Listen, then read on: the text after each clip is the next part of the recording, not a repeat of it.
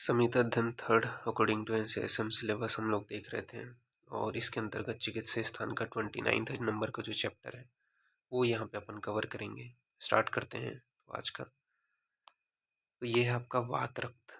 ठीक है, तो वात रक्त चिकित्सा। तो वात रक्त की सर्वप्रथम यहाँ पे निरुक्ति बताया गया। क्या बोला गया वात रक्त की निरुक्ति? तो वातस्य रक्तस्य इति वात रक्तम। ठीक है, तो वातस्य रक्तस्य इति वात रक्तम। वात रक्त ही दुष्टेन वातेन रक्तेन च, अर्थात यह रोग दूषित वात और रक्त के द्वारा उत्पन्न होते हैं। इसे वात रक्त या वात शोणित व्याधि कहते हैं। तो यह रोग दूषित वात और रक्त के द्वारा उत्पन्न होते हैं, इसे वात रक्त या वात शोणित व्याधि कहते हैं। वात रक्त का विशेष स्थान बताया गया है कि यह रोग मुख्यतः छोटी संधियों से उत्पन्न होता है। तो वात रक्त का विशेष स्थान क्या है? छोटी संधियों में उत्पन्न होता है। यह रोग दोनों हाथ, दोनों पैर, सभी उंगलियों और सभी संधियों में अपना मूल स्थान बनाकर संपूर्ण शरीर में फैलता है। तो यह रोग दोनों हाथ, दोनों पैर, सभी उंगलियों और सभी संधियों में अपना मूल स्थान बनाकर संपूर्ण शरीर में फैलता है। इसके पर्याय हैं वात बलास बोला जाता है, इसे आड़े वात कहते हैं और खुड रोग भी कहते हैं। तो वात बलाश, आड़े वात व खुड रोग ये सभी वात रक्त के पर्याय हैं। निदान के विषय में बात करें तो निदान में बताया गया कि मिथ्याहार विहार का सेवन करने से, ठीक है, इसके अलावा अम्ल लवण व कटु द्रव्यों का अधिक सेवन करने से, जीर्ण में भोजन करने से, विदाही अन्न, उड़द, सेम आदि का अति सेवन करने से, दिन में सोने और रात में जागने से, अत्यधिक क्रोध से, अधिक उष्ण द्रव्यों के सेवन से, वेगों को रोकने से, इन सभी की वजह से वात और रक्त दोनों प्रकोपित होते हैं। तो मिथ्याहार सेवन से अम्ल लवण कटु द्रव्य का अधिक सेवन, अजीर्ण में भोजन, विदाही अन्न, उड़द, सेम आदि का अति सेवन, दिन में सोने और रात में जागने, अत्यधिक क्रोध, अत्यधिक उष्ण द्रव्य का सेवन, वेगों को रोकने से, इन सभी कारणों से क्या है, वात और रक्त दोनों प्रकोपित हो जाते हैं। ठीक है, और प्रकोपित होकर के क्या करेंगे, दूषित रक्त वात का अवरोध करते हुए वात रक्तों को उत्पन्न करेगा। संप्राप्ति घटक में बताया गया कि दोष में वात और रक्त होते हैं, दुष्य में रक्त, त्वचा और मांस होता है। तो दुष्य में रक्त, त्वचा और मांस है और अधिष्ठान में संधियां हैं।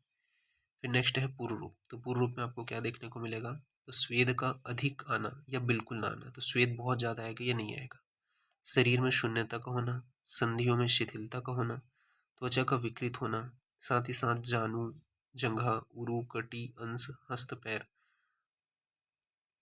और संधियों में सुई चुभाने जैसी पीड़ा का होना।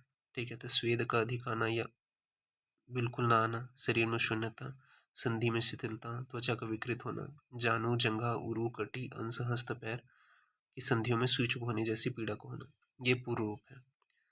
लक्षण के विषय में बात करें तो लक्षण में बताया गया है कि हाथ पैर की उंगलियां तथा संधियों में तीव्र पीड़ा होती है। तो हाथ पैर की उंगलियां तथा संधियों में तीव्र पीड़ा होती है।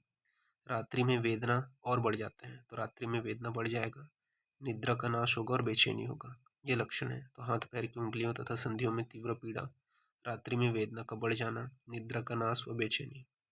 फिर वात रक्त के भेद बताए गए। तो वात रक्त के भेदों का वर्णन निम्न प्रकार से किया गया है, स्थान भेद से और दोष भेद से। तो सबसे पहले बात करते हैं स्थान भेद से। तो स्थान भेद से 3 प्रकार के होते हैं, उत्तान, गंभीर और उभय। ठीक है, तो उत्तान, गंभीर और उभय ये स्थान भेद से है। फिर दोष भेद से बात करें तो दोष भेद से जो वात रक्त हैं, ठीक है, वो कौन से हैं, तो वातज, पित्तज, कफज, रक्तज, सन्निपातज, वात पित्तज, पित्त कफज और वात कफज। ठीक है, या कफ वातज। तो ये आपके दोष भेद से बताए गए हैं। फिर स्थान भेद से जो बताए गए हैं उनके विषय में बात करते हैं। जैसे उत्तान वात रक्त किसको बोलेंगे, तो उत्तान वात रक्त का लक्षण है कि जिस वात रक्त में खुजली, जलन व फड़कन पड़ती है उसे अपन उत्तान वात रक्त कहेंगे। तो उत्तान वात रक्त का लक्षण क्या है, तो कंडू होगा यानी कि खुजली होगा, जलन होगा, ठीक है, फड़कन होगा, तो ये उत्तान वात रक्त का लक्षण है। गंभीर वात रक्त का लक्षण क्या है, तो जिस वात रक्त में पीड़ा, जलन, अंगों के काटने जैसी पीड़ा होती है तो उसे गंभीर वात रक्त कहते हैं। तो जिस वात रक्त में पीड़ा, जलन, अंगों के काटने जैसी पीड़ा होती है उसे गंभीर वात रक्त कहते हैं। फिर उभयता किसको बोलते हैं, तो उभय इन इसमें दोनों की मिश्रित लक्षण देखने को मिलते हैं। तो उभयता में दोनों के मिश्रित लक्षण देखने को मिलते हैं तो उसे उभयता कहते हैं। ठीक है, या उभय वात रक्त कहते हैं। फिर दोष भेद से बात करते हैं, जैसे कि वातज वात रक्त में क्या लक्षण देखने को मिलेगा, तो वातज वात रक्त में बताया गया है कि सिराओं में तनाव व वेदना देखने को मिलेगा, तो सिराओं में तनाव व वेदना देखने को मिलेगा। अंगों में जकड़ाहट व वेदना होगा, तो अंगों में जकड़ाहट व वेदना होगा। साथ ही साथ सोथ में कालापन व रुक्षता का होना, तो सोथ में कालापन व रुक्षता का होना ये वातज वात रक्त का लक्षण है। तो सिराओं में तनाव व वेदना का होना, अंगों में जकड़ाहट व वेदना का होना, सोथ में कालापन एवं रुक्षता का होना ये वातज वात रक्त का लक्षण है। फिर पित्तज वात रक्त का क्या लक्षण है, तो दह एवं वेदना का होना, प्यास की अधिकता का होना, भ्रम एवं मूर्छा का होना ये पित्तज वात रक्त का लक्षण है। तो दह एवं वेदना का होना, प्यास का अधिक होना, भ्रम एवं मूर्छा का होना ये पित्तज वात रक्त का लक्षण है। फिर कफज वात रक्त, तो कफज वात रक्त का लक्षण है कि अल्प वेदना का होना, शरीर में भारीपन होना, अरुचि का होना ये कफज वात रक्त का लक्षण है। तो अल्प वेदना का होना, शरीर में भारीपन होना, अरुचि का होना ये कफज वात रक्त का लक्षण है। रक्तज वात रक्त का लक्षण क्या है, तो तीव्र वेदना का होना, चुभन युक्त होना, शोथ रक्त वर्ण का होना ये रक्तज वात रक्त का लक्षण है। तो तीव्र वेदना, चुभन युक्त होना, शोथ रक्त वर्ण का होना यह रक्तज वात रक्त का लक्षण है। सन्निपातज में त्रिदोष के मिश्रित लक्षण होंगे, वात पित्तज में वात पित्त के मिश्रित लक्षण होंगे, पित्त कफज में पित्त कफ के मिश्रित लक्षण होंगे और कफ वातज में कफ वात के लक्षण होंगे। साध्यता साध्यता में बताया गया है कि एक दोषज जो वात रक्त होता है या नवीन वात रक्त होता है वो साध्य होते हैं, द्विदोषज वात रक्त याप्य होते हैं और त्रिदोषज असाध्य होते हैं।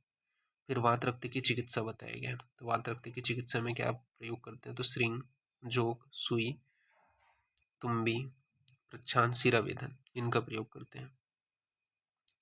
ठीक है, इन विधियों के द्वारा रोगी का बल आदि देख करके रक्त मोक्षण कराना चाहिए। फिर दोष अनुसार चिकित्सा बताया गया कि वातज वात रक्त में वस्ति व घृतपान करेंगे, तो वातज वात रक्त में वस्ति व घृतपान करेंगे। पित्त व रक्तज वात रक्त में विरेचन व शीतल चिकित्सा करेंगे, तो पित्त या रक्तज वात रक्त में विरेचन व शीतल चिकित्सा करेंगे। कफज वात रक्त में मृदु वमन व गर्म तेल का प्रयोग करेंगे, तो कफज वात रक्त में मृदु वमन व गर्म तेल का प्रयोग करेंगे। योग में बताया गया घृत में श्रवणाद्य घृत व जीवनाद्य घृत, तो जीवनी घृत व श्रवणाद्य घृत ये घृत है। तेल में आपका सुकुमार तेल और पिंड तेल, तो तेल में सुकुमार तेल व पिंड तेल है। न ही वस्ति सम किंचित व रक्त चिकित्सतम, अर्थात वात रक्त व्याधि में वस्ति को श्रेष्ठ चिकित्सा बताया गया। ठीक है, तो ये चीज ध्यान में रखना। ओके, कि न ही वस्ति सम किंचित वात रक्त चिकित्सक, ठीक है, यानी कि वात रक्त में श्रेष्ठ चिकित्सक है वस्ती है। तो इस प्रकार से ये जो टॉपिक है वो यहाँ पे फिनिश होता है। तो अभी के लिए इतना ही, नेक्स्ट क्लास में आगे का कंटिन्यूएशन करेंगे। ओके, ठीक है, तो फिर थैंक यू क्लास।